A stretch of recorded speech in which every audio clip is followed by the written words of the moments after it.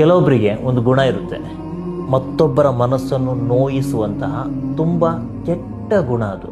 ಅಲ್ಲಾಹನ ಬಳಿ ಅವರಷ್ಟು ನಿಕೃಷ್ಟವಾದಂತಹ ವ್ಯಕ್ತಿಗಳು ಮತ್ತೊಬ್ಬರಿಲ್ಲ. ತನ್ನ ಸೃಷ್ಟಿಗಳ ಮನಸ್ಸಿಗೆ ನೋವುಂಟು ಮಾಡುವಂತಹ ವ್ಯಕ್ತಿಗಳನ್ನು ಅಲ್ಲಾಹು ತಾಲ ಸುಮ್ಮನೆ ಬಿಡಲಾರ. ಮಾತ್ರವಲ್ಲ, ಒಳ್ಳೆಯ ಸ್ವಭಾವದ ವ್ಯಕ್ತಿಗಳು ಕೂಡ ಇರ್ತಾರೆ.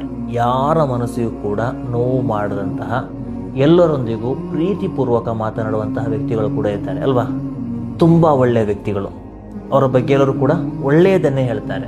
ಅಂತಹವರಿಗೆ ಅಲ್ಲಾಹ ನೀಡುವಂತಹ ಪ್ರತಿಫಲ ಏನು ಗೊತ್ತಾ? ನಾಳೆ ಪರಲೋಕದಲ್ಲಿ, ಆಖರತ್ನಲ್ಲಿ ನಮ್ಮ ಒಳಿತು ಮತ್ತು ಕೆಡುಕನ್ನು ತೂಗುವಂತಹ ತಕ್ಕಡಿ ಇದೆಯಲ್ವಾ, ಮೀಜಾನ್ ಅಂತ ಕರಿತೇವೆ ಅಲ್ವಾ.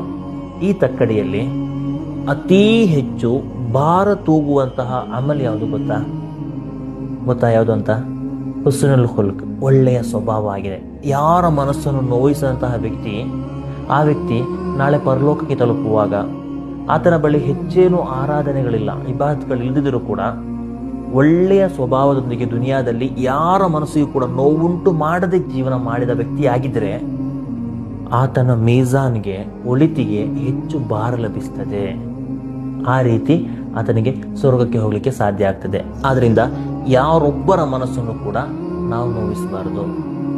ಆಗ ಅಲ್ಲಾಹ ನಮ್ಮನ್ನು ರಕ್ಷೆ ಹೊಂದಿಸ್ತಾನೆ.